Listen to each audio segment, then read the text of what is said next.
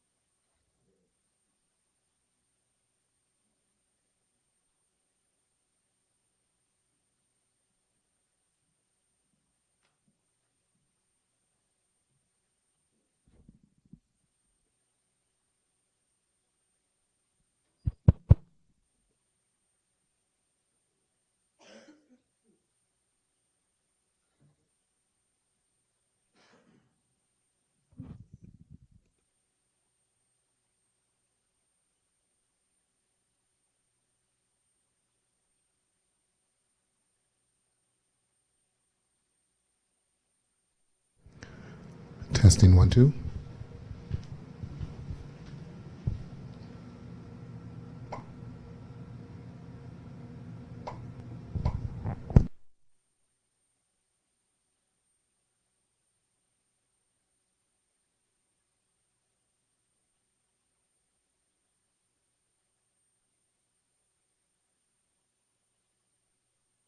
Testing 1 2. Testing 1 2 3.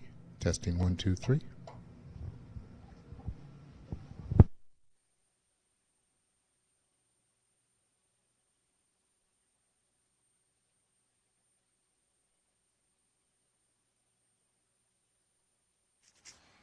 Test, test. Can you hear me? Christina, can you hear me?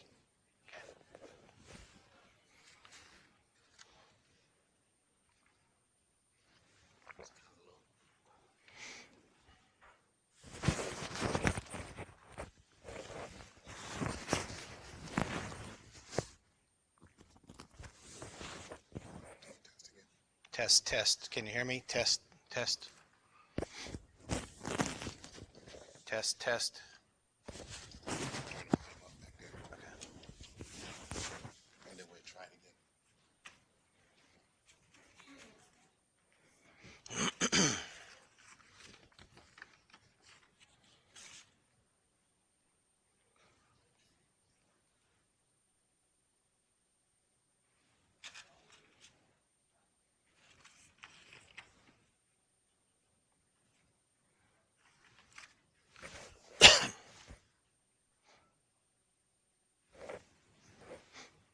Good. Talk, test, test, test. Can you hear? Vince, can you hear me? Is it good? Hello, test, test. Good? Test, test. Can you hear me now? Test. Good? Okay. Vince, I think it's time to start.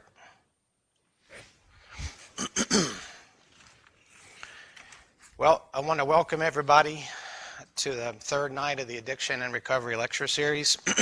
Tonight you're going to hear from our students and faculty that are either in recovery or have somebody, a loved one that's in recovery. So I want to give you a little bit of background before they come up and take the stage. Every year, for this event, I post these flyers in the bathrooms on campus, on all three campuses, in December. So these are positioned above the hand towels in the bathroom. So when students who are not in recovery are washing their hands and they dry their hands, they pay no attention to it. But the students who are washing their hands, dry them, happen to read this, they pull the tab, and on the tab it says my name and contact information. Across the top it says, are you in recovery, and it's the things I'm looking for. So the students, with the exception of one, all pulled these tabs, called me, and came in for interviews. So I know their stories, and they've been positioned in a meaningful manner. So at this time, I want to call up Adam, Morgan, and Sarah.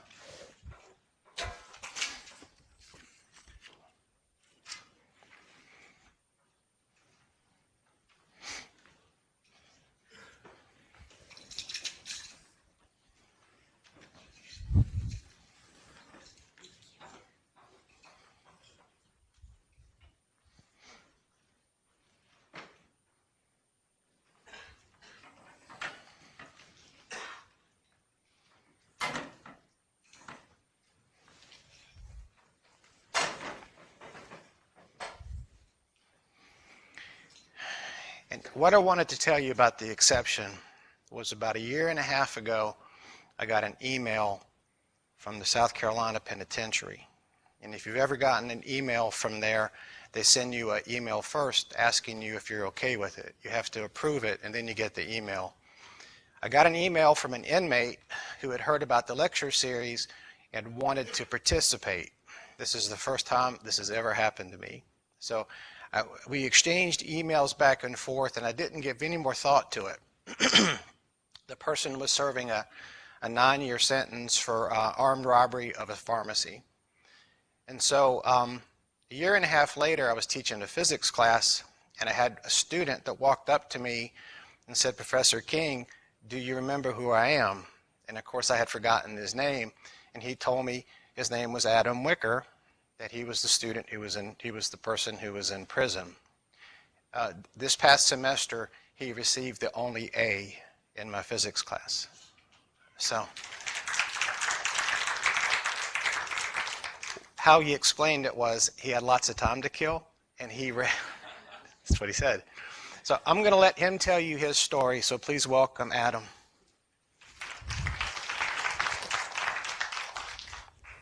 Am I on? Good to sit. Go ahead and sit. Oh, you want me to sit down? Yeah. Okay.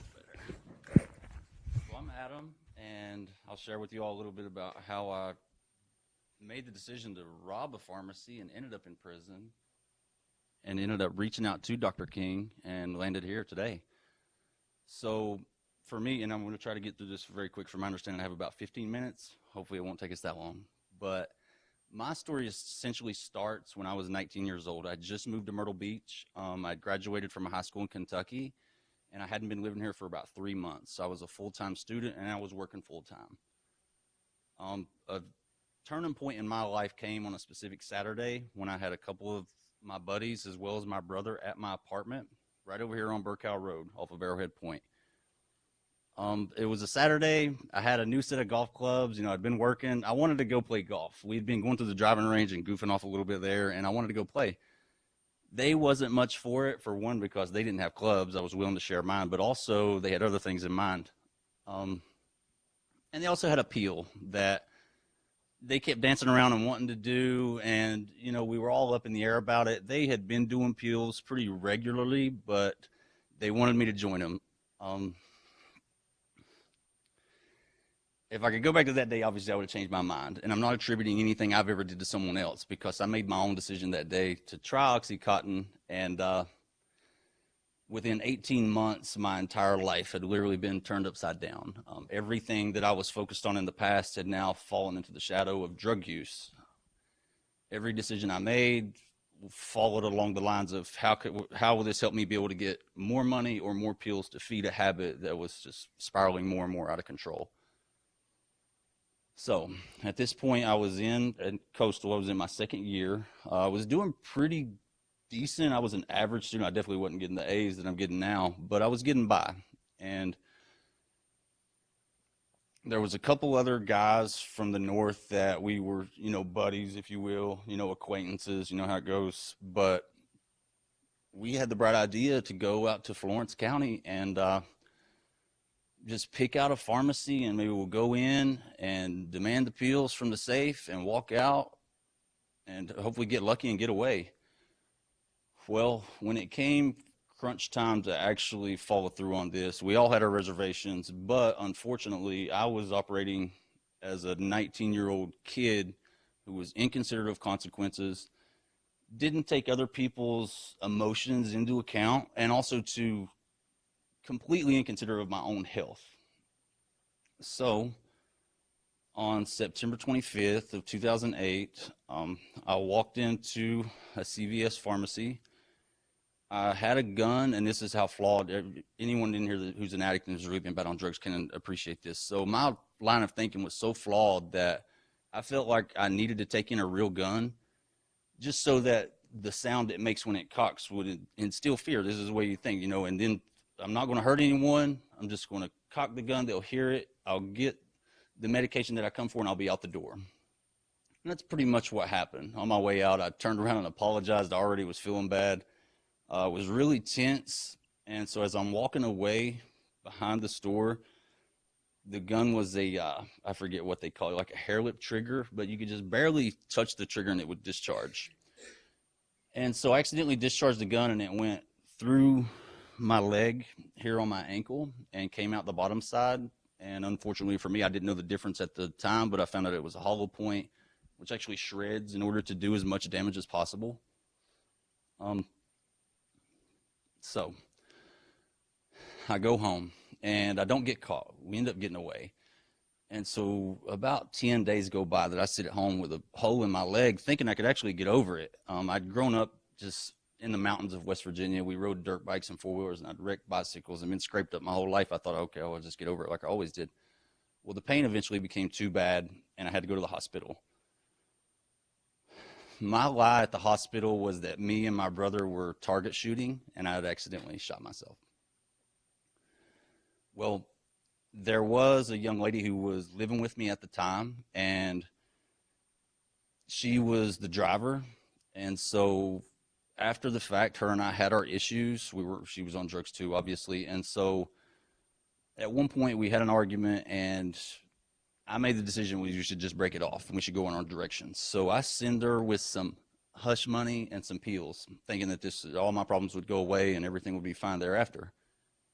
Well, she got picked up from her uncle, who was taking her back to our hometown in Kentucky because we were from the same place. We knew each other. And during that ride, I guess she confessed to him what had happened. He called the Florence County Sheriff's Office, and when I got released from my surgery, I woke up to a couple of Florence County sheriffs telling me that I was being charged with armed robbery, possession of a weapon during a violent crime, safe cracking, and armed endangerment, I think is what it's called. So then all of us facing all these 25 to life, 30 to life, 40 to life. And I'm in a panic. So they take me to jail. I go into a hearing, and once again, I was just living in a false reality. So no matter what I got myself into, my solution was to try to lie, weave, turn around in any way you can.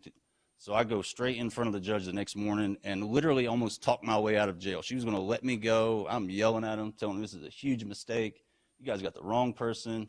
I've been with my brother. I shouldn't be here. I just had surgery. Feel sorry for me, like I need your all sympathy. And she was ready to let me go. She said, okay, well, tell you what, Mr. You're really convincing, Mr. Wicker. I'm going to make a phone call and try to get more specifics. And if what you're saying is true, you'll be released within the next couple hours. Well, that didn't happen. They got to the specifics of it, and I was living a lie still yet. So I go to jail. I go to jail for 72 days. I'm in Florence County Detention Center. It's a lockdown facility for the most part. They'll let you out for an hour or two at a time. And I don't want to get too caught up on this, but just one instance that really sticks out from when I was there was, withdrawing really bad. There was about 10 days that went by at one point where I couldn't eat. I couldn't hold down any food. I couldn't sleep. The days were just unbelievably long. And I remember waking up at once, and I didn't know about these, but apparently I guess they're called night terrors, where you feel completely conscious and awake, and you're aware of everything that's going around you. Well, I had one of these in the middle of the day once, where I wake up, and as silly as this may sound, like the things in my cell were coming to life, and it was scaring me to death. So I'm sweating, and then I guess when I finally did come through and realize that none of it was real, it just hit me super hard. It was the first and only time still to this day that I had ever really hit a point where I was about to kill myself. There's no way. Like, I'm 19 years old, like I'm in all this trouble. I just threw my whole life away for a pill. And the only thing that kept me from doing that today was just thinking about my mother and how she would respond to that. Like, I just couldn't do it. And so 72 days go by. I get out to report straight to an in-house rehab. It was a 90-day rehab, and I finished it.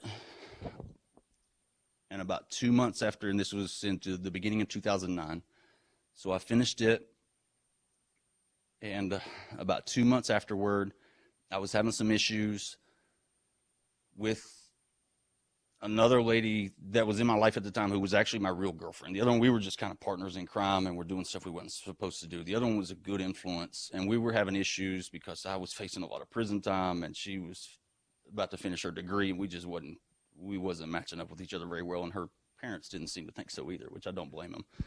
But so this was a big stressor. And I'm dealing with all this time that I'm about to face in prison. My attorney's telling me if it stays with the state, you may avoid it altogether. You're in your second year of school. You've never been in trouble. Like I said, I've been in little squabbles, but I've never really been in trouble my whole life. He says, you stay with the state, you'll avoid prison. If the federal government picks it up, you'll do 7 years minimum. I enroll back in school. I start working again. And about 7 months after my release, I received a call from my attorney.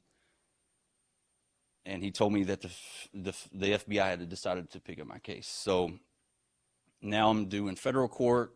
I get there. I'm trying to shorten this because I know they only have 15 minutes. So I get in federal court, and because I'm in school, because I'm working, they give me what's called what's the bond where you don't pay any money? Basically, they let you go on the word that you're going to do what you said you were going to do. Surety bond, maybe, something like that. Okay, a PR bond. And so I get that. I don't pay a dime, and they let me stay free, and I stay in school. Well, this is an excuse, but at the time, my excuse was, with all these issues I'm facing all this prison time, and I've just lost who was inarguably one of the most important people in my life. How am I going to respond? I made the decision to go get a pill one day. So, and before I fell asleep that night, I was already saving some of it for the next day. It was just instantaneous wreck again within weeks. But not only that, I'd gotten worse than what I even was in the past. Because now I feel like I don't have anything to live for. I'm going to lose all my 20s, maybe all my 30s in a box somewhere. And I became a serious mess. I ventured out into other drugs I was using. Oxycontin was still my drug of choice, but you name it, I was doing it. And so I made the decision again for the second time. And this was in my hometown in West Virginia. There was a little casino/hotel, and I think it was a Monday or Wednesday morning. It was 10 o'clock in the morning. Around that time, I go to the place. I already had made up my mind. I'm just going to go in here, throw a threat at them, try to get whatever money I can, and I'm going straight to the drug man's house. I'm going to go get me some pills. And that's pretty much what I did. But on my way to the drug man's house, a cruiser goes by, and I guess they got some sort of description on my vehicle, and so he hits his lights, and instantly I take off on the 4-lane. And so there's a little chase that goes on. I end up getting away from him on some back roads and pull into a Save-A-Lot. switched vehicles, got with someone else. We get pulled over, and I'm in a passenger side. And he asked me for my ID at one point. I pull out a fake ID. I don't want to know my real name because I know if they run it, they'll see that I'm actually on pre-trial federal probation for another armed robbery. But they weren't going to let me go until they found out exactly who I was. And so I got arrested that day. This was on December 7th, 2009. And I would not leave prison again until April 18th of 2018. Ultimately, I ended up doing about 104 months. I was about 4 months shy of 9 years. But the process of while I was there was really what mattered the most to me, and that's why I'm here this evening. Anyone that's ever been incarcerated knows, like, it's not easy. Just the same way as overcoming an addiction's not easy, or dealing with problems at work isn't easy, or relationships, none of it's easy. But there was just a pattern of events that take place while I was gone that eventually landed me in jail, in prison. And some of you probably know what I'm talking about. So I got in trouble in 2013. Number one, because I was running a poker table. I was gambling and running a poker table out on the rec yard. And so I'm making money off other people who have addictions of their own. They're gambling. But on top of that, when they go to shake because I got caught doing that, and then they go shake my cell down, and I had some things in there I shouldn't have. I had some pills. I had some, just a lot of contraband that you shouldn't have had, but pills was basically what got me in more trouble. So I end up in disciplinary segregation, which is the SHU, and all of a sudden I'm back to ground one. I felt like it was 2009 again. I'm in jail again. They've taken, over the course of 3 or 4 years in my cell in prison, I'd accumulated things. I had my stereo, I had things to at least be comfortable.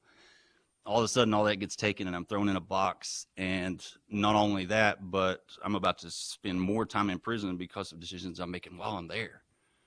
I was 26 years old, and that was the first time that they had truly broken me down completely.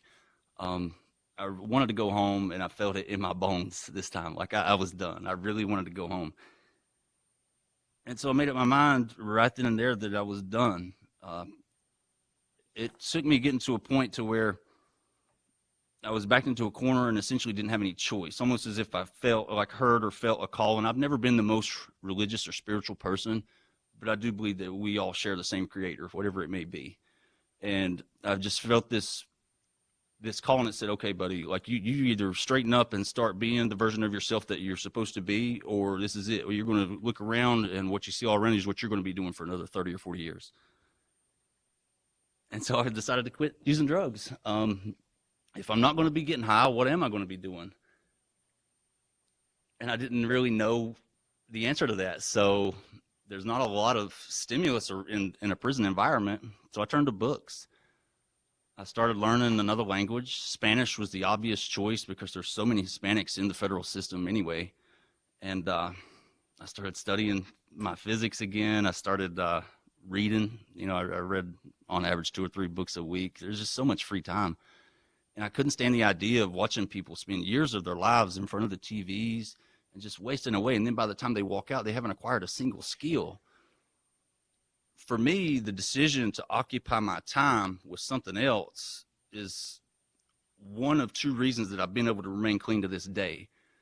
Number one, because idle time, I don't know about any of you all, but idle time for me is a bad choice. If I'm sitting around with nothing else to do, who knows what I might end up doing. Not that I'm just this wild hare waiting to be set free, but I know how detrimental idle time can be to someone who has suffered from addiction. And number 2 has been the relationships. I've had such a crazy outpouring of support, not just from family and friends, but I just got completely released from the halfway house and technically still being incarcerated by the Federal Bureau of Prisons in August. And so from work, from professors at school, from the people, even tonight, like the people I've spoke to and meet here, and I have no doubt that the people I haven't spoke to have that same feeling of support that they want to give others. And so, like I said, relationships and decisions. And for me, at the end of the day, anyone that's ever asked me like, well, I'm doing this and I'm struggling with this, my advice, and this is what I'll leave you all with, is whatever problem you're facing, something that helped me was the recognition that you should never spend more than 10% of your time focusing on a problem and never spend less than 90% of your time focusing on a solution. Now, don't quote me on saying that. I've heard that somewhere else.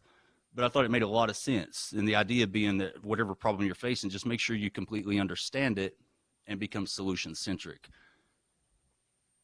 And that's helped me a lot. So whenever I see, like, okay, they say in NA, I think NA is the program where they'll say, you relapse before you relapse, and it's all in your thoughts. Am I on the right track? Do they say that in NA? So the first time that you catch yourself venturing down a road that's going to lead you back down a path you already know what it's like, for me, that's where you hit the brakes. Like, you have to do it with the same type of laser-like focus that you had whenever you were searching for drugs. You have to kind of flip it on its head and search for results that will give you positive outcomes. If any of you all have any questions for me afterward or anything at all, I'd be more than happy to talk, and definitely to hear from some of you all as well. Thank you.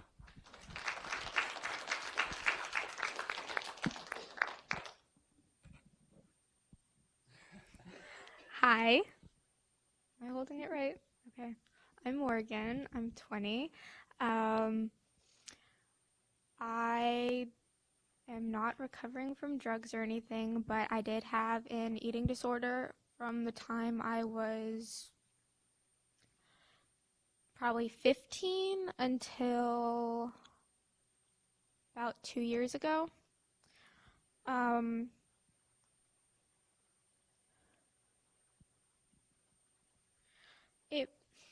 A miscommunication that a lot of people have about eating disorders is that the person thinks that they're overweight, but a lot of people don't realize that that's not the only reason. And the reason that I started to starve myself when I was 14 or 15 was because about 2 years prior, I was bless you. I was sexually assaulted, and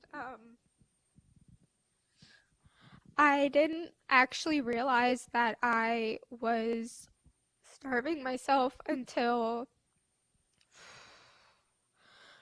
probably 2 years into it, maybe a year and a half. Since I'm a girl, I do get periods, and I hadn't had one for about 6 months. And if you know anything about eating disorders, you know they have to be pretty bad for you to lose that. And I didn't actually realize what caused me to do it in the first place until maybe a year ago, if that. And I never really admitted to myself that it was an eating disorder until about that time. And I had such bad habits with food. I would constantly go to the store and buy all these snacks like chips and chocolates and stuff like any normal teenager would. And I had a box under my bed in a drawer. And whenever I felt hungry, I would organize the food instead of eat it.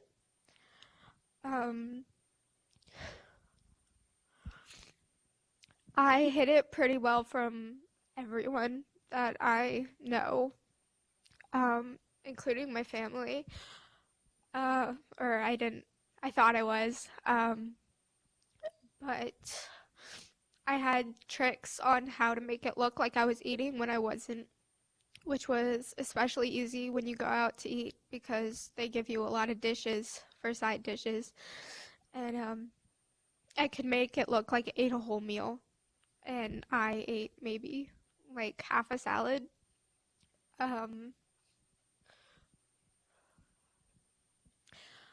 I never got help for the eating disorder specifically. I started going to therapy and seeing a psychiatrist when I was probably 16 or 17, and that wasn't for anything except to get on antidepressants because of what had happened to me and because I had expressed suicidal thoughts to my mom one day because I was going into school one day, and I don't remember why I didn't want to go that specific day, but my mom was dropping me off because I wasn't driving myself at that time. And I looked her in the face and said that if she dropped me off, she wouldn't be picking me up because I would find a way to do it at school. And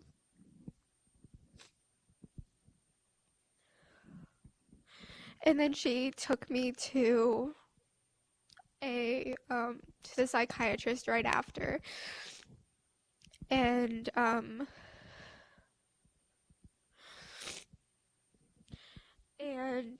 they put you on the scale, and a normal 5'3" or 5'4" 16 or 17-year-old should probably weigh about 120 to 130 maybe, and I was about 30 pounds less than that. You could see all the bones in my body. Where a woman's cleavage is supposed to be, you could see my breastbone and my ribs. The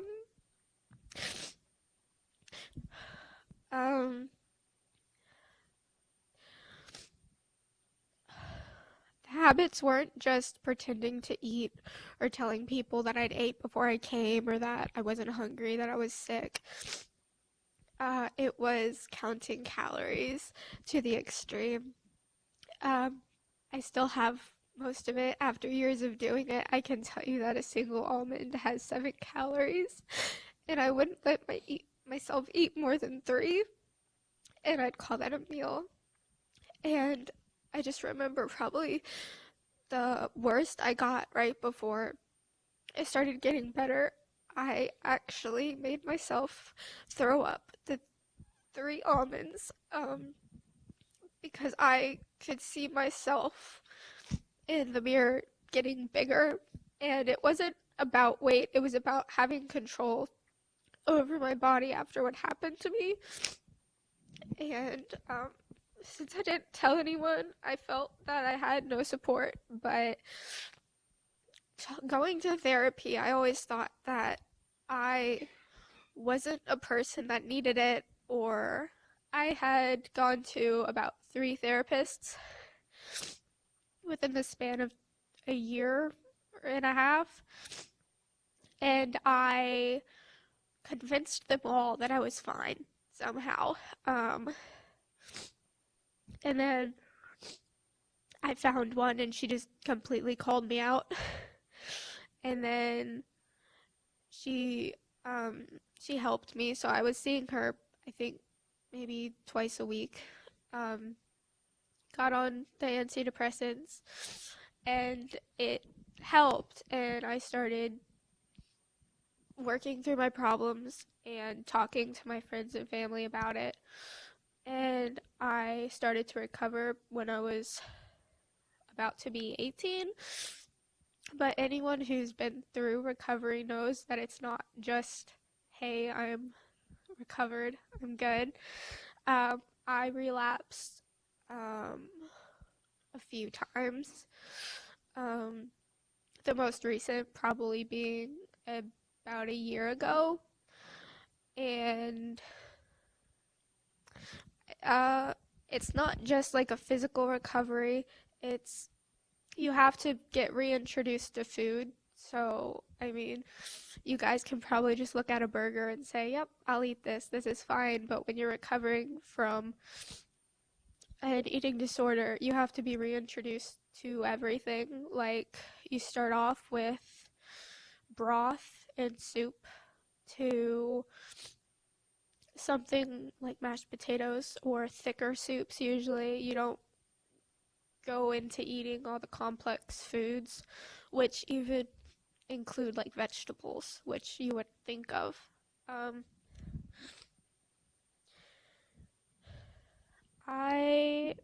think I'm running out of things to say. It's probably been like 3 minutes.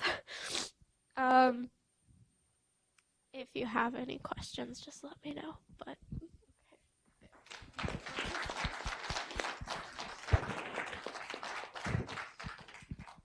Hi, I'm Sarah. And I am in recovery from drugs. And thank you, Morgan, very much. That was very brave. No, that's very brave. And so I am really actually here to talk to y'all about not just addiction, but also human trafficking and prostitution. And how my addiction pretty much threw me into that lifestyle. And just kind of a little bit of other things, I guess. So I started using drugs when I was 13 years old, and it progressed very fast. And I actually found a 12-step program when I was 21 years old. And so I threw myself into recovery, and I was in recovery for about 2.5 years. And unfortunately, this does not have to be anyone's story, but I relapsed. And in that relapse, I never even really realized that my disease actually progresses and that I did have a disease. Throughout the time that I was in recovery, I actually convinced myself that because I was so young and because I worked so hard that I could never use drugs again, and I was actually not an addict. And so I attended HGTC the first time that I was clean. And I went here for digital arts, which I'm actually back in the program now today. And so going through that program gave me a lot of tools to kind of work in a industry that allowed me to get and use drugs. And so when I relapsed, I started to take that tool, and I pretty much did like a little enterprise for myself at first. And I started to get into prostitution. I'm not that sneaky to be like going into stores and stealing things and pawning them. I was never that, it was something that I had already pretty much deemotionalized or sex throughout my first stint of addiction. So I thought it didn't bother me. And I could really relate to the lifestyle of it. And so I started doing that actually pretty quick after I relapsed, and I started making web pages for me and other girls. And so along my journey, I met a man, and we're gonna actually call him G. And this man introduced me to another world of not just prostitution, but of moving states away. And so through kind of like my innocence and through I have like a naive personality at times. Oh, you love me? I love you too. So, and that's just how I am. That's kind of still how I am today. And so through my innocence and being naive about what was really going on, I really was attracted to a lifestyle. He definitely convinced me that moving to a state where everything's bigger and better, if you get my flow, was actually the best choice for me. So I moved there with him, and instantly I was thrown into something pretty much that takes a drug of choice, my main drug of choice, and switches it with another drug of choice, and pretty much shows you, breaks down what you think you have, and builds up a false self-esteem for yourself. And like I had no self-esteem, and I thought I had like this amazing courageous self-esteem. I thought like, oh, like I go into these hotel rooms and I hang out with these kinds of people, and you know, like I wear this and I do this, and really like the attraction with my addiction, feeding my addiction, was definitely something that I craved because I loved attention, and I loved to be the center of attention. I loved to be not just wanting to not just the want to feel loved, but really just the need to feel accepted, and to feel like this man had my back no matter what. I needed that at that time, I felt like. And so I got into, he owned strip clubs, and I started to use my tools that I actually learned in school, and I became their graphic designer, and mainly their web page maker, and prostituted not just for him but for myself, and made other women web pages. And so in that line of work, I traveled a lot, and the false sense of security continued to build. And you know, like, this is the thing, is that I was being groomed the whole time, and I didn't really even know. I was being groomed not just to, like, I didn't feel like he would ever betray me. I didn't feel like, I felt like I needed this. And I came actually from a really good family. And so like the big thing of it is that I could call this family and I could tell them that I had a really good job. I wasn't on drugs anymore. See all the money that I'm making. And like that facade, like I needed that facade. And also prostitution for me was a very big fantasy. I could go in as Suzanne one night and be from Oklahoma and have all these siblings and I'm doing great, and then the next night I would go as Savannah, and like I like that fantasy world because like I lived in a fantasy world almost my whole life. I could not grow up. That fantasy world got me out of what I actually I was a drug addict, and like I met a lot of girls who unfortunately like were not in the same situation I was in, and not that I was in a good situation at all, because the blanket was pulled over my eyes, but of runaways, of different kinds of women who are actually thrown into this and are made to do this. Like I never thought human trafficking was real. I'm from Charleston, South Carolina, and we are not aware of it there at all. And so I did not think that any of this was actually real life. And so as I continued to work for him and continue to travel and continue to make web pages and continue to prostitute, I didn't know that I was building an extensive background, and I didn't understand that that the things that I was doing, I knew that prostitution was illegal, but the things that I was actually doing were very illegal. And one day, so I actually got the federal government busted into my door and seized all my equipment, and it ended up going to jail. And I had been to jail in and out actually a couple times for prostitution. And, like it was the things that I was never going to tell on G. Like that's what was my whole thing. But I was actually being arrested because of him this time. They had been watching him for several years, and I did not know this. And so I was thrown into a world that I didn't think was illegal, but was very, very illegal. And I was facing many, many years in prison.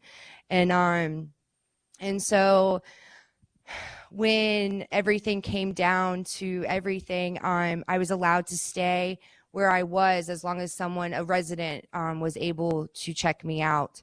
And I was actually under the care as well.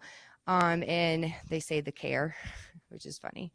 And so I stayed there, and I had to get out of the lifestyle. I was literally forced, I like to say, by a hand of some kind of, higher power. I was forced out of that lifestyle, which most women do not get that opportunity to be forced out of it.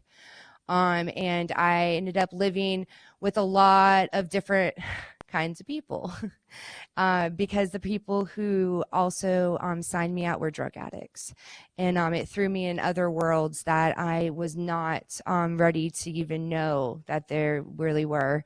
I was right by the border of Mexico, so I actually experienced a lot of different things that have to do with the border and with people being in and out of that border and drugs coming in and out and people being beaten and people being very crazy. And like for a 24-year-old at that time to experience that, I actually feel it fueled my addiction even more, because first off, I didn't want to see that. Like I liked living in that fantasy world and of those nice things. And I was thrown into a trailer in the middle of nowhere with a lot of drugs, literally.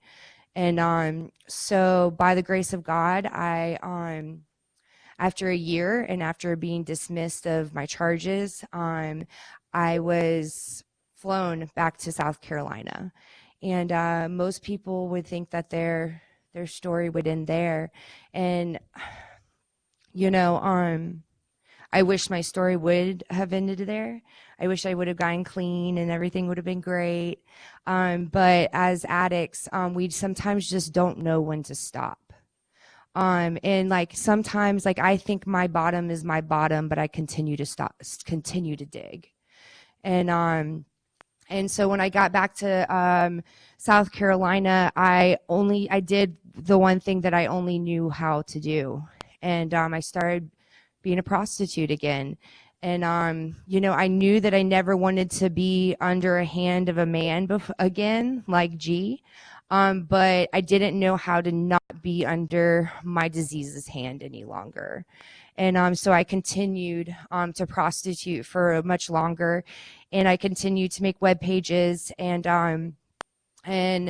so the last time that I was arrested, I had 6 counts of soliciting a prostitute because I was actually getting girls off Backpage for me to make them web pages. And I had a pimping and pandering charge, and which is very rare for a woman. And so when I was in jail, I found out that I was pregnant. And so I was pregnant in jail, homeless, with lots of charges over my head that were not as serious as my ones before, but I was pretty much back in the same boat, but now with a baby. And so I called the Greater Love Home. And the Greater Love Home is a place in Myrtle Beach, South Carolina, who is a woman's recovery house. And I knew the woman at that time who was running it, and she said, "I've been waiting for you to come home." And so I came to Myrtle Beach, and I got into recovery again, into a 12-step program. And like this is my story of being able to get out of what many women are not able to get out of. I truly believe that like I had a very strong network support system already intact here that was able it gave me the ability to come back home. And so now I have a gorgeous 3.5-year-old little boy. And I stayed in that house for 6 months, and I continued my program. And so I actually have 4 years clean on January 10th. And so when I found out that I was pregnant, I was actually 14 weeks pregnant. And so I was very into my my second trimester. And what's really crazy about it is that when I celebrated 4 years this year, I found out that I was pregnant again. And so like what's really awesome about this is that like this time I have a guilt-free pregnancy. I'm in school. I have an awesome job.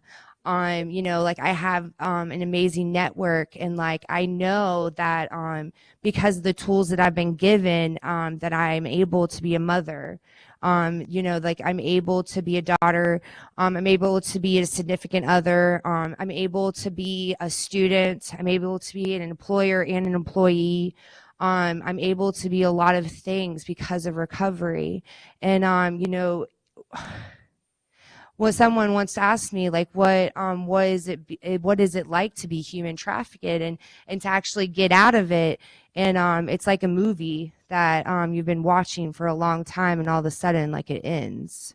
And like I've had to do a lot of hard work to get over it, and I had to do a lot of soul searching to be okay, and not just okay with me with the things that I did, but okay with the woman that I put through that, and that I pretty much coerced to be with me and to do those things too.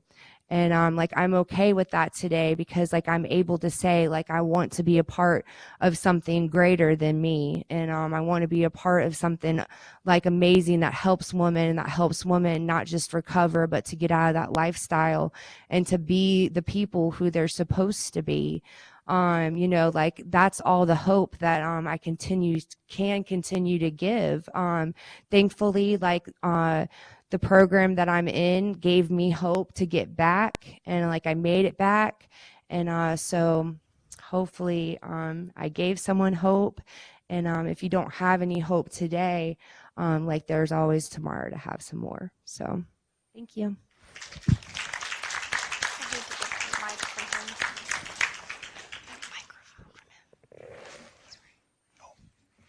Are there any questions? Anyone have any questions for the panel?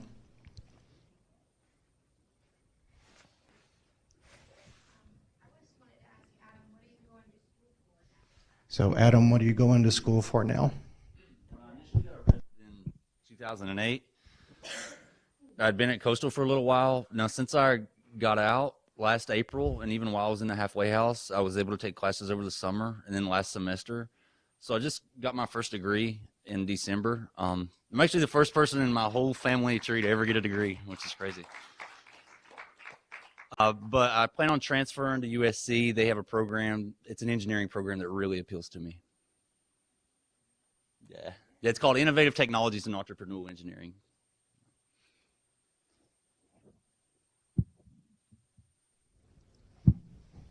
Thank you to all of you for those amazing stories of recovery and of hope.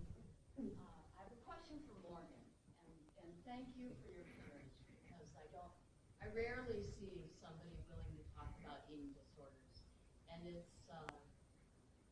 prevalent everywhere in our society. So thank you for your courage. What do you do on a day-to-day basis to stay in recovery? Because we have to eat to live. It's not something we can give up. So what do you do? Oh, what do I do? I have apps on my phone, and you can set up different timers with different things saying eat and stop eating, so it's not like you're eating for 10 hours straight. There's also like MyFitnessPal is usually like a weight loss tracker. It's basically just a food diary, so that way you see what you eat. I don't know really. I really like food, so it's not really an issue anymore. I basically live at El Cerro. No, really, the manager recognizes me in Walmart. It's not even a joke. I have a dog who we're gonna get trained to be my service animal because of what happened. Anytime I'm feeling a bit down or anything, I hang out with him, even though he's not my service animal. He's very aggressive, so that wouldn't have worked out. I have friends who also went through what I went through, because when you're going through something like that, there are websites and online chats and stuff where it's basically people egging each other on, but also you can find people that support you. I actually hadn't known, but one of my friends who lives a few states away, she was going through the same thing. So it's really easy for us to just talk and have someone to talk to that understands it, because you know they're not going to judge you. It's not like it's something you share with everyone that you meet. It's not just, hey, I'm Morgan. I have anorexia. It's you really have to be able to trust the person. And anytime I'm feeling like relapsing with it, I'll talk to my friends, and they're pretty good about. Also, total different train of thought. There's phone numbers you can call and text for basically anything. And when I'm getting really down about it, when I'm really like bad, I'll text it, and it's a live like counselor, and they'll text you and until you're feeling better, and they'll give you tips and stuff on how to like change your mindset. I hope that answered it, kind of, more or less. Any other questions? Comment. Oh, thank you. So I think you guys should just all be super proud of yourselves. I think that you could see that there was a specific moment in all of your stories that brought either sadness or guilt or shame or remorse. And that is the biggest barrier, you keeping yourself from moving on and recovering and living the life that you deserve to live by holding on to those things. So you should all be proud of yourselves that you're working on moving past those and forgiving the past and, you know, just moving on.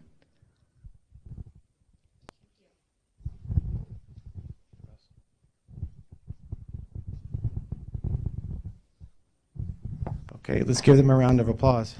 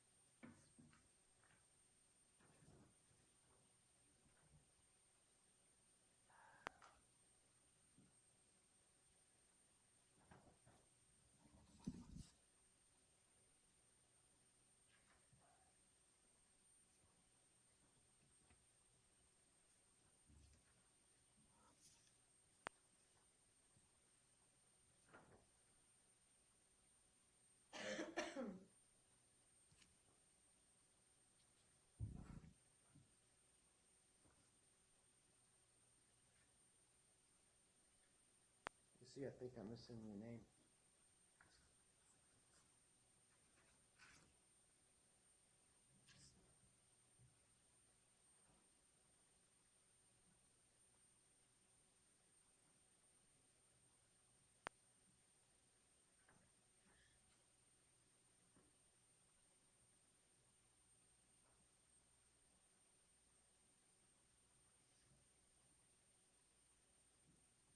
Okay, with Jody, Missy, Madison, and Josh. Come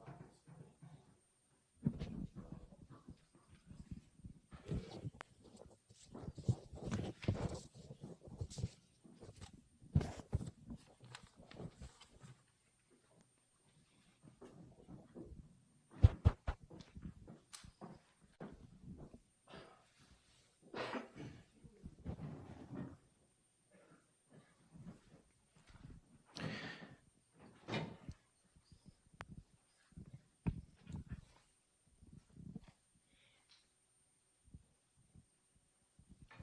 Okay, for the second panel, Jody has a special position. She's a faculty member, and it's not her addiction, but it's the addiction of a loved one. So, Jody. Thank you. So I'm Jody Hildebolt. Hi. And I am a associate nursing professor here at Tech, and I teach psych and postpartum and OB, and I'm very passionate about psych, and one of the main reasons is because of life experiences that I have gone through, not just with losing friends from the opioid epidemic and heroin overdoses, but I have a lot of addicts in my family. My stepbrother is an alcoholic. He used to be a drug addict. My stepmother is an alcoholic, and my stepfather was an alcoholic, and he would take any pills he could get his hands on. So the main thing I want to talk about is what experiences I had living through my stepfather's addiction. And unlike everybody else, I had to bring some speaking notes for myself to make sure I hit everything. But so my stepfather, up until the age of 8 years old, was abused by his father. And when I say abused, I mean he was sodomized, he was raped, he was sexually molested. And in that generation, people didn't talk about it. It was hush, hush. We don't want any attention from the outside. And when I say that everything stopped at 8 years old, that was because his mother was going to divorce his father. And we don't know still to this day if she ever knew. If she knew, we have no idea. So she kicked him out. A couple months later, his father called on the phone, asked to speak to my stepfather, and while on the phone with him, he shot himself, killing himself.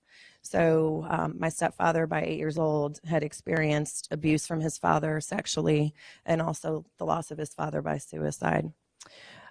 His horrible childhood aside, he grew up to be very successful.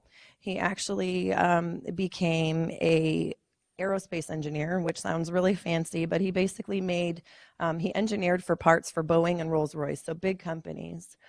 He was a director and CEO of one of the biggest companies in the aerospace industry in Cleveland, Ohio. And he lived a great life. He made a lot of money. He had the biggest house on the biggest lot. He had the yacht. He had the Cadillac. He had everything. But in his mind, back in the back, was this experience that he never spoke with to anybody. He never spoke with it to a counselor. He never talked to his mother about it. He was an only child. So we had no idea that these things had even happened to him. So as he got older, he was a social drinker. He would drink, probably a glass of wine a day. Nothing that was too serious, nothing that was out of control. He worked, he still was successful. But as he got older and his mother's health declined, who was really his only living parent, who was also an alcoholic, her health declined, and he also started to drink more. He was drinking about a bottle of wine a day. And it doesn't seem like a lot, but when you think he wasn't even dirtying a glass, that's when it becomes like, okay, that was a lot. He would pop the cork open and just chug the bottle. When that bottle was done, if there was anything else in the house, he was drinking it. If there was pills in the house, he was taking it. Eventually, his mother died, and when his mother died, so did he. Not physically, he had a beating heart, he was breathing, but he was dead to the world. His drinking became so excessive that he lost his job. He had what's called wet brain, right? He started hallucinating. He thought that the news anchor was trying to break into his room and kill him. So we found a bunch of knives in his room. He was hallucinating that bad. So we had to hide all the sharp objects in the house. Now, at this time, I'd moved back home to go to college. So I was there, I was seeing it, I was witnessing everything. So we hid all the sharps in the house. He started to stop showering. He lost his job. He started peeing in Tupperware containers because he was too drunk to stumble to the bathroom to go. And the pee that he had was so dark because he was so poorly hydrated that's all he worried about. My mom kicked him out at one point. She told him to go stay at a hotel. We called to check on him for several days, couldn't get a hold of him. Ultimately, the police had to go and break in, and they found him unconscious on the floor, laying on his side. He went to the hospital. He had what's called rhabdomyolysis, where he was just basically laying on his side for so long that he caused severe muscle and kidney damage. The stents in and out of the hospital went on for years, and I worked at the hospital that was the closest as a nurse. And so as he kept going there, my coworkers kept taking care of him, and it became very personalized to me. The last time that I went to see him in the hospital, he was detoxing again and sedated. If anybody's detoxing from heavy, especially alcohol abuse, they have to be sedated. And he was strapped down to the bed with nothing on him but an adult diaper. I went in and I tried talking to him, and all he could do was mumble. He never remembered me being there. And I called my stepsister, who had 2 young boys, and I said, you cannot come up to the hospital. You cannot see him like this. They will never forget seeing their grandfather the way that he is right now. So it became to a point where I was the protector, but in the same way, almost enabling him by covering up for him all the time. So as his drinking got worse, my mom wanted to divorce him, but she was afraid to kick him out because we lived in Cleveland. And this was, at this point, it was wintertime, and she was afraid that he would end up homeless and dead and frozen somewhere. He had gotten in hit and run accidents. He had been arrested for that. He was arrested for multiple DUIs. He was on probation. And we're talking a man who, like I said, he had a yacht, he had a Cadillac, he had everything. But the one thing that he didn't have was he never told anybody about being raped by his father as a little boy. And we didn't know that until his drinking got very excessive. And when his drinking got really, really heavy, he started talking to us just about random things, just my mom and I, and saying things like, when I was little, my dad used to tickle me, and he would make me do other things. And I remember the smells, and I remember the feelings, and it was so painful. And I don't know if why didn't my mom protect me? And I think in my mind that was his turning point, and that's why he snapped. When his mother died, she went to her grave without ever telling him or talking to him about it, without ever acknowledging, without giving him the opportunity to say, why did you let this happen to me? Why did this happen? This roller coaster of him getting better and getting worse went on for years. And every time that he relapsed, it was 100 times worse than the last. His body tolerated it more and more poorly. We tolerated it more and more poorly because we would get that little glimpse of hope that he was going to get better, and we'd be all gung-ho and be all involved in it. And then he would relapse again. He would make suicide attempts. He would threaten suicide. He would go to the hospital. They'd hold him for 72 hours and let him go. He would go to detox and rehab. They'd hold him for a week, 28 days, whatever, let him go. And we would drive him to AA, but he never got a sponsor. He never went to counseling. He was doing the bare minimum to basically shut us up is what it was ultimately. One day I was laying in bed and I was about to get up for work. And again, I was living with him and my mom so that I could finish up nursing school. And my mom came in and she said, he's not waking up. I need you to come and get him up. Now, to her, it wasn't a big surprise because he would pass out drunk all the time. He would be on the floor. He would pee on the blankets. He would vomit. We'd go in. We'd clean it up. We'd keep him safe, do what we could, and he'd do it again. Well, this time when I went in, I looked and I said, oh my God, he's gasping for air. So I went and sat down next to him, and there's a term in the medical field called agonal breathing, and that means that it's just basically the last bit of adrenaline going through your body, taking breaths, but you're really already dead. And so I said, Mom, he's dead. And so I sat down next to him and held his hand while he took his last 2 breaths. At that point, I called 911, and EMS said, are you going to do CPR? And I said, I'm not doing CPR. He's a DNR. He said he wanted to die. Every time we put him in rehab or did anything, he came back and he did it, and he tried harder. And ultimately, I cannot make somebody live who does not want to live for themselves. And so we had to pull the DNR out for EMS. EMS got there.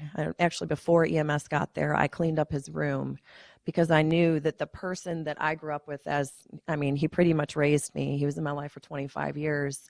Would have had too much pride. He would have been embarrassed by the dishevelment of the room. He would have been embarrassed about the multiple Tupperwares of urine, about the empty bottles of vodka.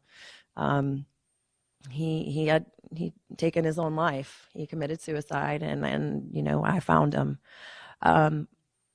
So the last time that I enabled him or lied for him was the day I did his eulogy.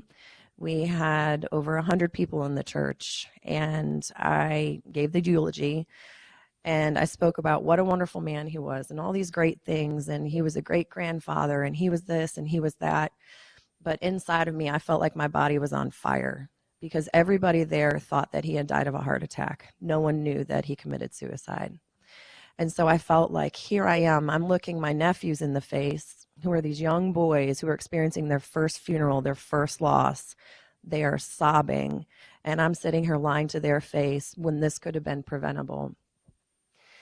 And so to me, I know that if he had gotten the help, if he would have spoken to a counselor, if he would have opened up and not been afraid to talk about what he went through as a child, it's that experience that killed him. He never talked about it. It ate him alive. And to him, the thought of the unknown of death was easier than having to open up and tell somebody that he was raped by his dad. So the main reason that I wanted to come today is because I am so big about minimizing the stigma that is on mental health, addiction, mental health, eating disorders, all of these things. They're all tied into our brains and the chemicals in our brains. And it's just so sad to me that it has just been instilled in people that if you feel different or you're doing something different, that you're crazy or that something is wrong with you. But the only thing that we have in common is that we're all different. And I think that we have to stop being ashamed of talking about the ways that we feel, the things that we've been through. It's like we're a recipe. You can't make a chocolate chip cookie without all the ingredients. How can you get help if you can't be honest about everything that you're going through, everything that you're feeling? Personally, I have PTSD, partially from that situation, partially all the way back since 9/11 happened. And I struggle with anxiety all the time. I had to overcome depression after his suicide. And it's not anything that just goes away. It's something that you really have to work on. You have to go to counseling. You have to take medication when you need it. You have to have a support system. But I wouldn't have that support system if I wasn't able to be honest with the people that I loved. Being that I teach psych and that I do psych clinicals, I instill that in my students that there's nothing to be ashamed of that you've done or that has been done to you. You have to feel the freedom to be able to be honest about who you are and what you've gone through, or you're never going to get the help that you need.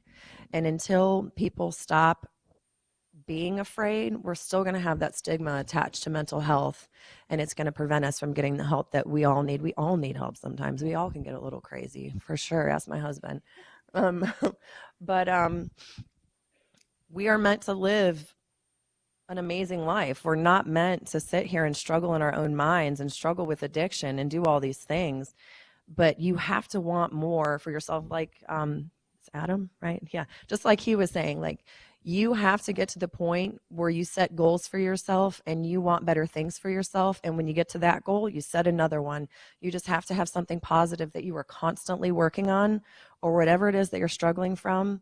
Even if it's just your depression or anxiety, it is going to drown you. It's going to overtake you, and you're never going to move beyond it. And that's why I was so excited to hear you guys talk, because just being able to be honest about everything that you've been through without any shame or guilt is like the biggest step in recovering, because you have to be able to let that stuff go and say, you know what, it's part of me. My stepdad, wonderful man, but also a part of him was his decline. It was all part of him. And after that eulogy, I said, you know what, to heck with that. I'm going to be honest about everything that happened with him, because there's going to be somebody that is going to talk to me or hear me talk that's going to be like, oh my gosh, I felt that way, or I did this, or I did that.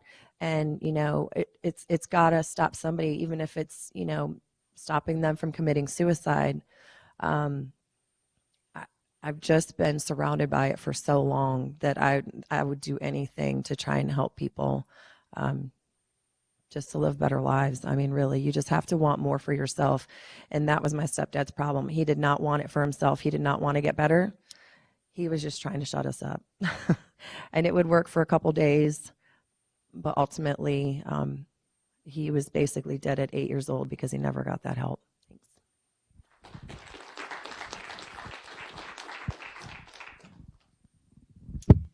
Hi, I'm Missy. Closer. Hi, thank you so much. I love when I can hear somebody who, like not an outsider, we're all the same, but a different perspective, right? And your story reminds me a lot of my family. And so I am an addict in recovery. I got clean June 13, 2013. And I'm originally from Maryland. And I actually spoke on this panel when I had less than a year clean. And at the time, my sister was going to school at Horry-Georgetown Tech. And she said, hey, you know, you might want to do this. This is kind of cool. You know, at that time, my family, too, was like so excited. And wow, look at this change, right? And so I sent an email. And I did. I spoke on the panel here, and so when I was walking in, you know, and I'm getting ready tonight, I was thinking, wow, how full circle my life has become. And so at the time, I remember saying, like, I want to go to Horry-Georgetown one day, and setting those goals. And that was something that was really important to me. And so, like, what brought me to that point, so I was from Maryland. I started using when I was 16. I have a drug of choice, one that I like the most, but I like them all. Really what it was anything that made me feel different. And if I could get my hands on it, I wanted it. And I never used one of anything.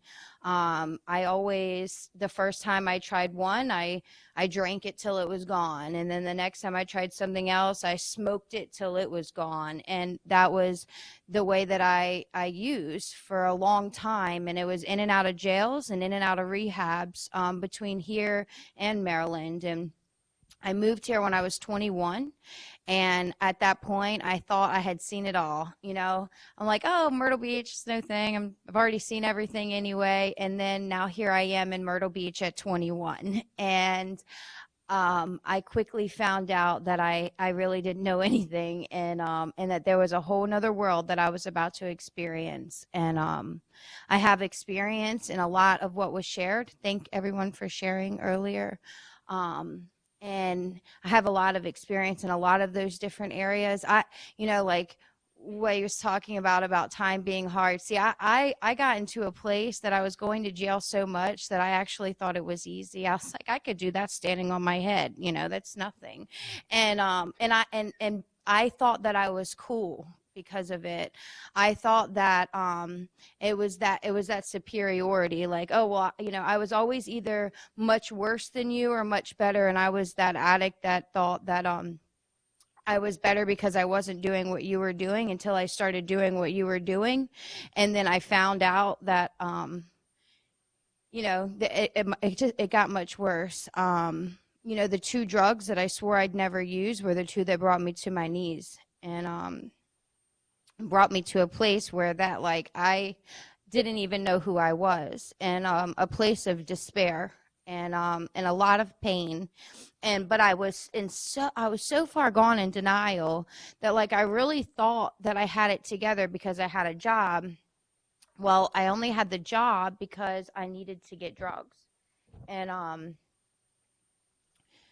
my daughter's here, right? She was 5 when I got clean, and she has grown up in 12-step meetings. And she, you know, this is what she knows, faces in here that she has seen throughout the years. I have been honest with my recovery. you know, when you were sharing, I said, see that, just one. It started with one, right? Like, and so like my hope for me and my family is that I can break the cycle. And that's the really awesome thing about recovery, and the really awesome thing about us standing up and talking about it. Because when we keep it a secret, we don't get to help the people coming behind us. When I was growing up, everything was very hush hush. If you don't talk about it, it's not happening. And everything was brushed under the rug. I never got the drug talk. And I think that, you know, and I came from a loving mother who is my absolute hugest supporter today. And like but we didn't talk about it. It was like, if you talk about it, it might happen. And it happened without talking about it. And so when I moved here, I can remember I came, I left, I came back, did the whole jail thing, come back, and I was pregnant with my second child when I moved here. And I remember saying to Conway Hospital, I think I have a problem with pills, and so you might not should give me any. And but I had turned 21, and so I left and I went straight to Broadway at the beach. And when I went to Broadway at the beach, I got drunk. So drunk that like I couldn't walk out of there. And so what happened was the disease began to progress again. It always progressed in different areas. It didn't matter what I used, I kept using. And so like the two drugs I said that I would never use, heroin and crack cocaine, were the two at the very end that I couldn't stop. And I was using against my will. I would wake up on a daily basis and swear I wasn't going to use, swear I was only going to use $20 worth. And that was never my story. And this was through a lot of pain, losing people that I loved, and almost losing my own life, right? And multiple times. I remember when I first got clean and I said, I never overdosed. I never almost died. And then it was broke down to me that, I was in a car accident in 2009 where I broke my spine in 3 places and my sternum was broken in CPR. I was dead. But my denial was so far gone that, like, because I didn't die how you were dying, I was better. And that was the denial, that by talking to people, I was able to come to the realization that, like, my thinking isn't right and that I need help thinking differently. And so in 2013, I was locked up once again, and I can remember, and at that point I had went to rehab and used again after rehab, and was locked up again. And I can remember shutting myself in the cell. Now, that is not something you do often in jail. That's not what I did. Like, if that door was allowed to be open, that door was open, because I already felt so locked up within myself. But I remember shutting the door and hitting my knees. And at that point, it wasn't like I was saying, like, help me get more drugs, help me not go to prison. Like, at that point, I had come to acceptance that I was going to go to prison, and that was whatever. Like, I didn't want to feel pain anymore, and I didn't want to cause pain anymore. And what happened following that, it was like a surrender. And what happened following that was that I was in there on my 4th violation of probation. I was on probation. My original charge was trafficking cocaine, and I had 10 years hanging over my head. And I'm 20 now. On my 4th probation, my 4th violation, I was 26 when I got clean. And I didn't care. Like, I was so tired and I couldn't do it anymore. And so they gave me the option to go to a recovery house. And I'm like, and she wanted to send me out somewhere, Greenwood or something. And of course, I still thought that I controlled something. And I said, well, I've been to these meetings around here and I've met this lady. And I think this lady will let me go to her recovery house. And reluctantly, they said, okay. And so they did. They let me go to the Greater Love Home of South Carolina. And that was in 2013. And that was when I came and I was living there when I came and I spoke here. And I don't know if it was like before or after, but one day I was typing up definitions and I looked up. I said, I'm doing college work. I can actually go to school. Like I can see, because I started to be able to believe in myself because the lie was dying. And when I was 30 years old, I got my GED. This May, I will graduate with an associate's and a paralegal degree. And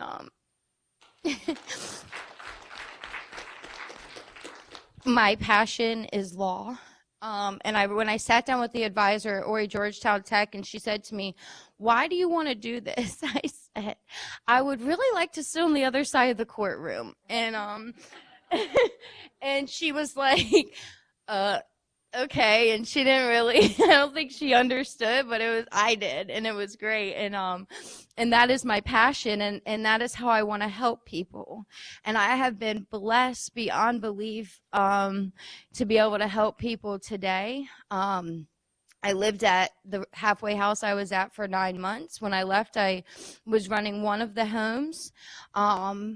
A couple years ago, that lady that let me come there asked me to partner with her.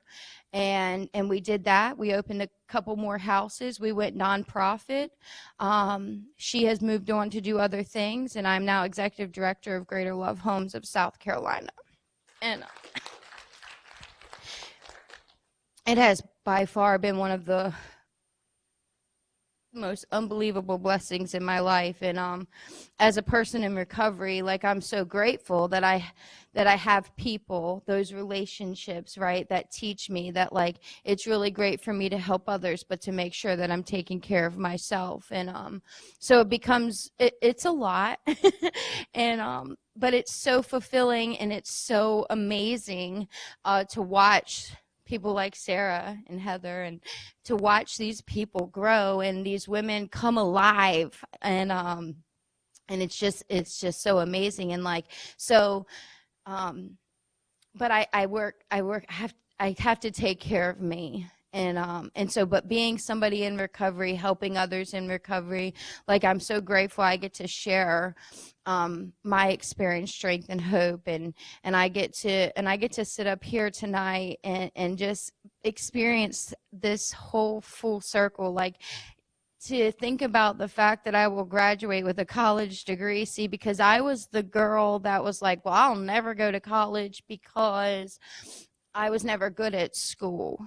But really what it boiled down to was the fact that I was too afraid of allowing myself to succeed, because I was very comfortable in pain. And so it's just amazing. And when I decided to go to school, I was doing step work with a sponsor from a 12-step program, and she said to me, I was like, I think I want to go to college. Well, what do you want to go to college for? And I said, I don't know. And she said, not what do you think you can go for? What is it you want to go for? See, because when I think about, because I will shoot down every dream I have until I allow somebody else to believe in me. And so I said, I think it would be really cool to be a lawyer one day. And she said, well, then you need to go to law school. And so we started a slow process. I got my GED. I started in the paralegal program. My goal is to work in a law firm as I get my bachelor's and go to law school. And I am actually moving back to Maryland in June, close to DC, which is good for law. And I'm really excited, and I'm excited that I have goals today, and I have the people to help me believe in it. And I'm excited that we aren't a secret anymore. And I'm excited that we get to come up here and we get to talk about it and raise awareness. So thank you.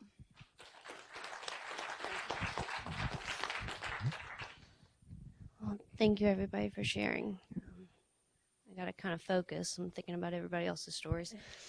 Well, my name is Madison, and I grew up in addiction and alcohol. My father was an alcoholic. My parents got divorced because of it, and they both moved to Pawleys Island, where I grew up. And it was me and my brother, who is my best friend in the whole world, but he started struggling with heroin at a very young age. And I was a young dancer at the time. I threw myself into dancing, all my emotions, everything. I got to tour all up and down the East Coast, which was really exciting. And I actually got to dance at Radio City Music Hall for a little while, which I wasn't a rockette. I'm way too short and I can't tap, but it was a great experience. So I thought, I'll never go to college. I'll never need to do anything like that because my path is going to be this. Everybody told me so. You know, God gave you this gift to dance. It's what you're going to do. So I had it all planned out. But I think God had a different plan because when I was 18, I was getting ready to go back to New York and hopefully join a company called Alvin Ailey. But a friend of mine noticed something was wrong with my eyes. So I thought nothing of it. I went to an eye doctor who sent me to a neurologist who diagnosed me with MS. And I think I was in shock. I didn't really understand at first what was going on until my MRI results came back and I had 12 lesions on my spine and 9 in my brain. And with MS, you can't get overheated because you get violently sick. And it started happening really, really fast. So I couldn't dance anymore. I couldn't dance on the professional level like I was. So that was heartbreaking. But I didn't let myself get upset about it. Big reason because a neurologist gave me a lot of pain medicine. A lot of it. So naturally, I started eating them like candy. But I was determined, like I was lying to myself saying, I need this. I'm in actual pain. But I wasn't going to tell my family, and I hid that for a very long time. Nobody knew for years. But I'd say into my first or second year of addiction, my brother, I woke up one morning and he was on the news. He had gone out and robbed a pharmacy. And he'd been in and out of jail a lot. But this was serious. It was strong-armed robbery. He got away with 1,500 pills. There was a car chase. Shots were fired. It was bad. He was looking at 30 years. And the only reason he didn't get 30 years was because an whole army of people showed up to speak on his behalf. So he is serving out a 10-year sentence down in Trenton.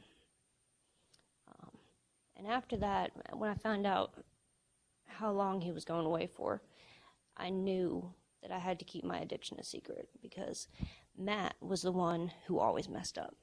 You know, everybody said nobody has to worry about Madison.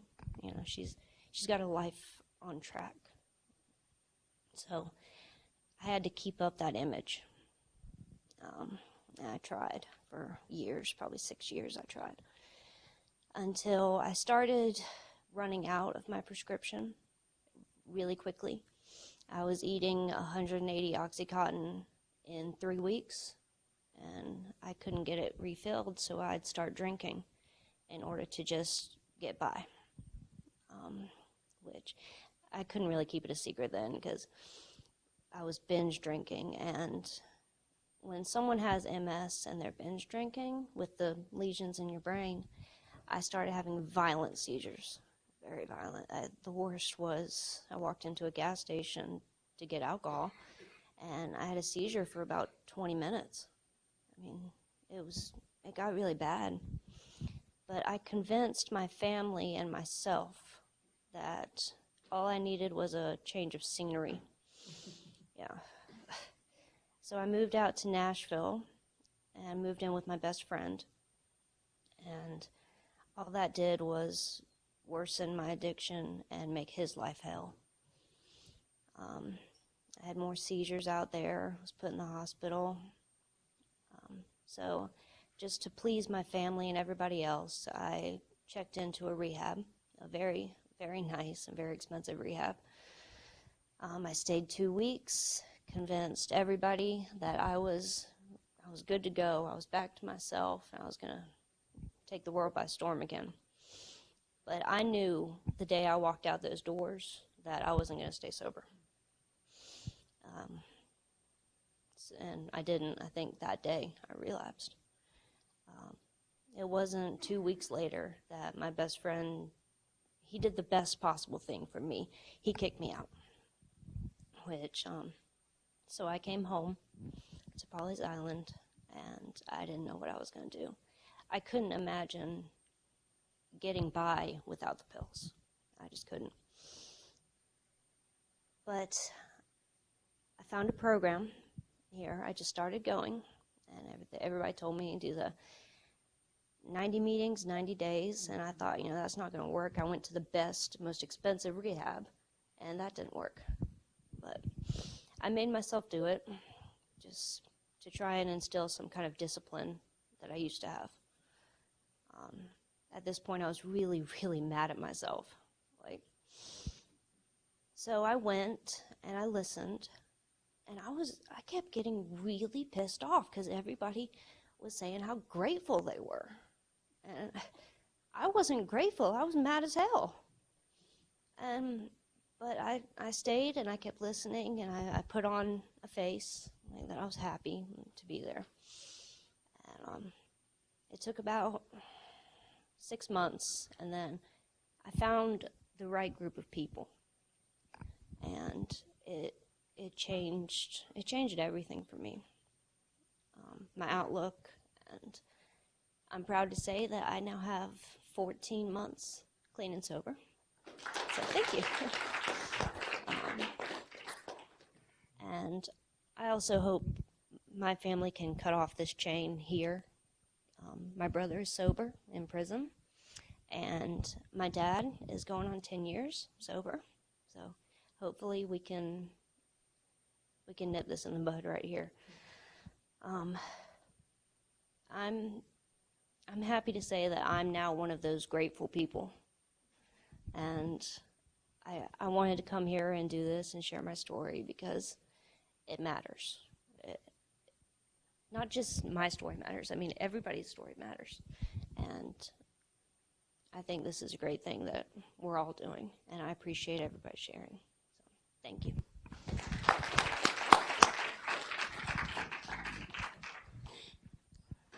My name's Joshua, and you guys' testimonies are very powerful, and you're so right. If we continue to speak out, we can stop the chain. We can break the chain. I've known addiction all my life. My maternal grandfather was an alcoholic. My paternal grandfather was an alcoholic. My father was an alcoholic.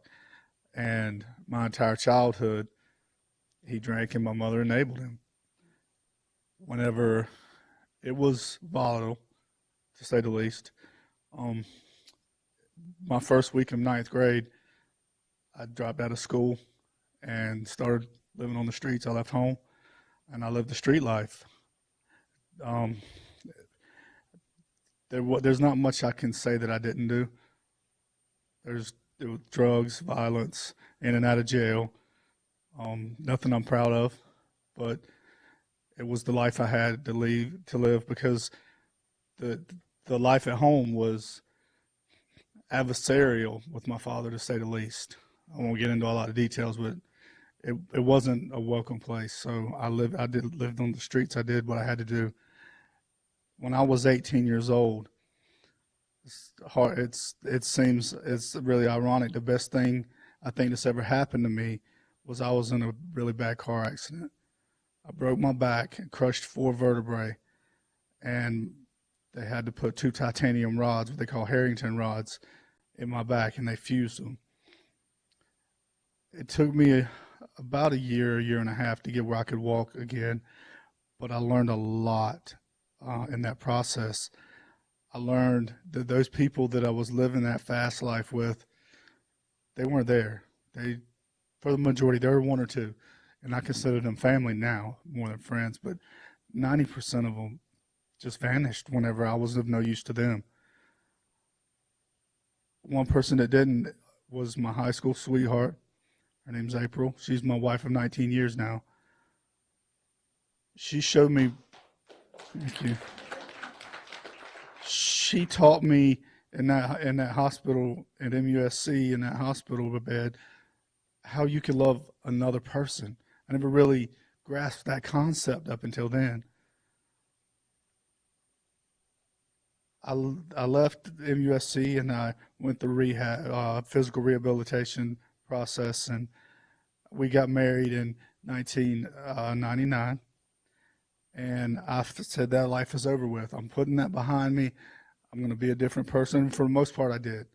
I still smoked a little pot, but all the street life and all the going and doing, I put behind me. I thought I had. In 2000, our first child was born, and that did change everything. I felt like she was the reason that I was here, and I was going to be a dad, and that was it. And I did for a long time. What I did for work was exactly what the doctors told me not to do. It's all I knew. I'd only had an 8th grade education, so I did construction work. Well, with 2 titanium rods in your back, that's not the type of job that you should be doing. Physical labor is not for you, but that's all I knew. So I did that. Well, I worked my way up, and in 2008, I got a job as a plant manager, and everything was going well.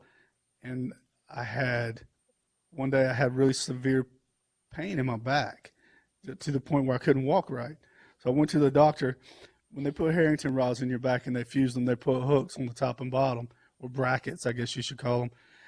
And the lower bracket from the physicality of the work I've been doing had come loose and went in between 2 of my other lower vertebrae.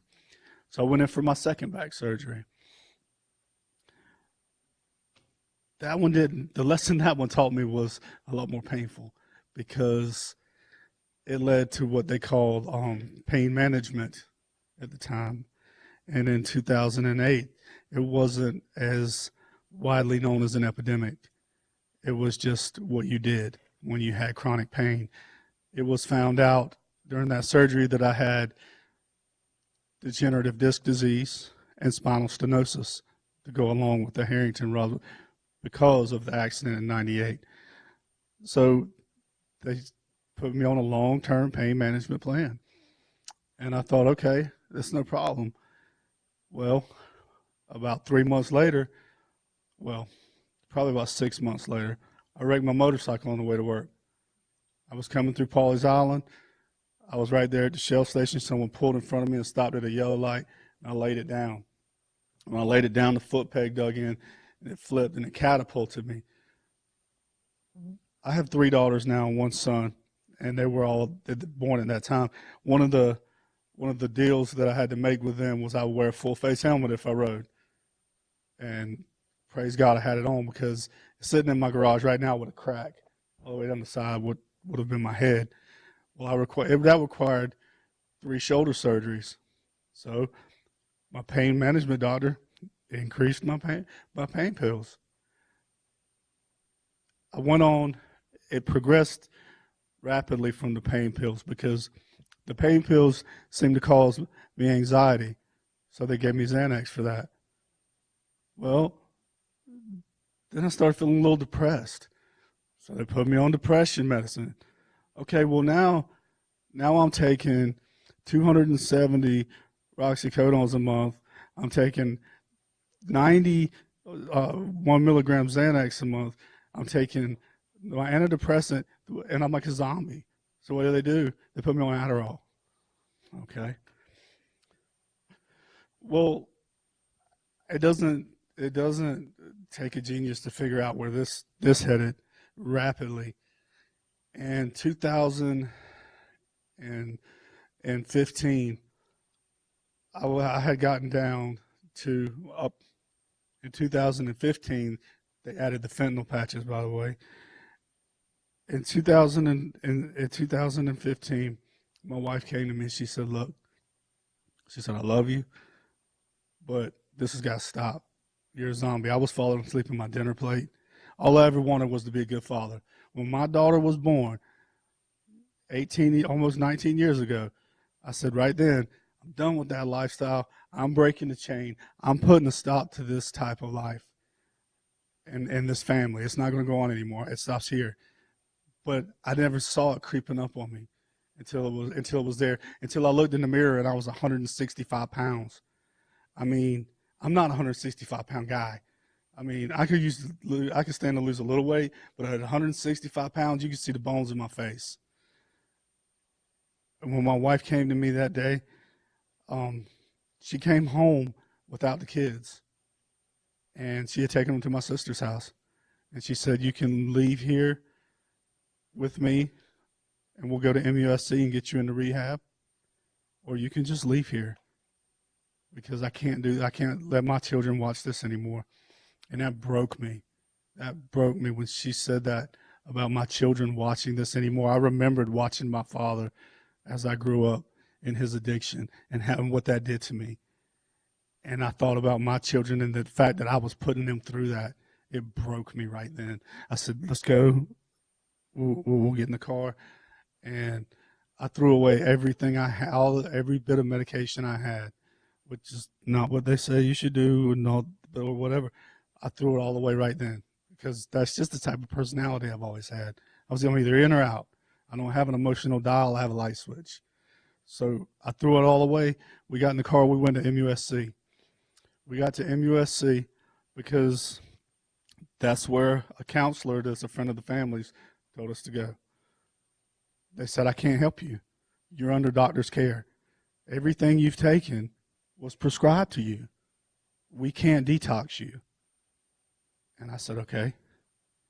So I went home, and I spent the next 8 days in my bathroom, shivering, shaking, puking. And I'm sorry if that's graphic, but that's what it is. That's what it brings you to. And it brought me to my knees. And in that bathroom, I called out to the Lord, and he answered me. And he picked me up out of that filth right then when I called out to him. And I said, I'm giving it to you, Lord. I can't do it. And he lifted me up. I absolutely cannot say that I didn't have any more cravings. I can't say I didn't shiver and shimmy and shake. I can't say that I slept well after that. But what did happen was that he gave me the strength to know that no matter what I was going through, I wasn't going back. I got to the point I went to some NA meetings, because that's what they say you should do, and that is great. I watched my father get sober through Alcoholics Anonymous when he finally gave his life to the Lord. He's been sober 14 years. But it didn't quite fit for me. So I started seeing a counselor, an alcohol and drug abuse counselor. He's a great man. I still see him to this day. Matter of fact, January 24th, I was 3 years sober, and I still see him to this day. We're great friends now. With his help and the help of the Lord, I got through that. But I still felt like I was missing something. So I was working with a guy named Bill one day, and he goes to my church. And I was always a church attender. I was never a church member. I never sacrificed anything. I never really got out on any mission trips or anything. I'd go mostly Christmas and Easter, and call myself a Christian, but I never really got into it. He invited me to a discipleship pilgrimage because I was telling him, I told him what happened in that bathroom, how the Lord had picked me up, and how I was hungry, and there was something missing. There's a void, and that's what I had been feeling all those years with the running the streets and the drugs and the pills and all those things. I was just filling that void with all those things, but now I didn't have those things. and I was clear-headed enough to know that something was missing. So he took me on what is called a walk to Emmaus, and it's a three-day pilgrimage, and it changed my life. I listened to other men speak, and it made me realize these men that I heard speak, I always looked at when I did go to church as, oh, they're judging me. They're looking down on me. They have the nice car and the nice house and all this thing. But when I heard them speak, and they spoke to me like a brother, like a welcome child of God, it changed my entire outlook. When I left there, I knew I wanted to help people. So I went to my friend, my counselor, I call my friend, my counselor, Joe. And I said, Joe, I want to go back to school. He said, well, what do you want to do? I said, I don't know. I want to help people. He said, well, how do you think you can help people? I said, I don't know. I got an 8th grade education and I've done construction work. I don't know how to help people. He said, well, you've had 2 back surgeries, 3 shoulder surgeries. You had to have your nose put back over here. You've had a lot of physical rehab, haven't you? I said, well, yeah. He said, doesn't offer a physical therapist assistant program? And it was like he already knew before I even said anything. And I said, yeah, I think they do. He said, go check that out. So I did. And I really enjoyed it. I got within 4 classes of my health science degree, and the Lord said, I've got something else I need you to do. And he called me in the ministry. Never saw that coming. So I went to my counselor and I said, Joe, I think the Lord's calling me in the ministry. He said, I know. I've been waiting on you to come to that conclusion. He already knew. And then he said that if you want to help people, spread the word. Let them know that our Jesus isn't a Lord that judges. He's the Lord that loves. And the ground is level at the foot of the cross. If you feel like you can't come to him, you're wrong. And if the people you're coming to and they feel like they're judging you, you need to find other people. I know personally, my journey is not even to recovery, it was to redemption. And I left all of that baggage, all of that pain, all of those triggers that bring people back into addiction. I left them when I gave it all over to Christ. And I know everyone feels that void or heals that pain from someone doing something to them, or what they've been through, they heal it in different ways. But I know for myself, I found it in the Lord. And if anyone ever wants to talk about it with me, I mean, I stand out in the crowd. I'm not hard to find. Grab me. I'll be glad to sit down and talk with you about it. Because if we can just find a way to fill that hole, we can stop the process. We can stop the triggers. We can let go of the baggage and move on. Because that's how I've been blessed, and I just want to share it. So if there's any way I can ever share it, please let me know. Thank you. Time for a couple of questions.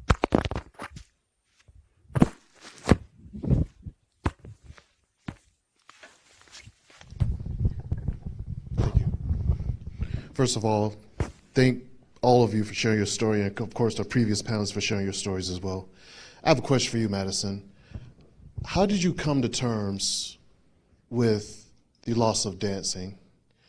And the reason I ask that question is because oftentimes we associate loss and grief with the death of a loved one or a divorce. But oftentimes we don't associate it with the loss of opportunity. And we often spend our lives, maybe not every day, but certainly we have moods where we sit and we think about what could have been. So how do you come to terms with that, or how did you come to terms with that? Thank you. Well, thank you. I'm still coming to terms with it. Like, I'm still learning how to deal with that, because when I first when I first found out I couldn't do it anymore, I just shut off my emotions. I shut off my feelings, and of course, I had the medication to help me do that. But so yeah, I'm still trying to get through that. But something that really helps me is going to college, because I never thought I was going to go to college. I never thought I could. I thought I had this one choice, this one opportunity to do this, and that's not true. I mean, you can make your life into anything that you want it to be. But for me, personally, I pray to my God and my understanding to show me what I'm supposed to be used for. And that showed me Horry-Georgetown Tech, and it showed me which program I want to go into, and it's helping. But I'm still learning how to grieve, because even as a child, I wasn't an emotional, get all upset kind of person. So I'm still learning how, but it's getting a lot better. So thank you.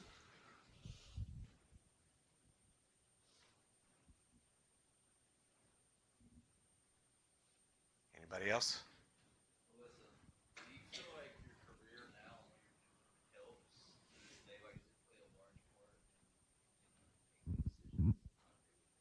Would you repeat the question, Madison? With the recovery houses, you mean? Mm-hmm. Yes. Yes. Absolutely, it helps. However, I have women in my life who have taught me ever since I started that I have to still continue to work on self. Because what happens is if I feed, and I give, and I'm feeding off of an empty cup, then I become dry. And so it's been very important for me to maintain my recovery and continue to do the things that I do for myself in order to recover at the same time. And so I keep it very separate. That is my job, and my job helps me, and it lifts my spirits, and I love what I do, and I love helping the women. My recovery is separate. I have a network of women separately. I have a sponsor. I go to meetings. Oh, I think I just hit a button. So I keep it very separate. So I don't attribute all of it to it, but absolutely it has been a huge part of my recovery.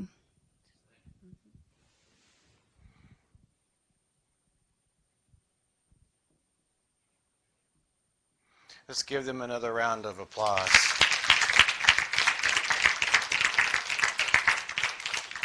Thank you all for coming. This event tonight was recorded, and all the participants have agreed to allow it to be uploaded onto Facebook.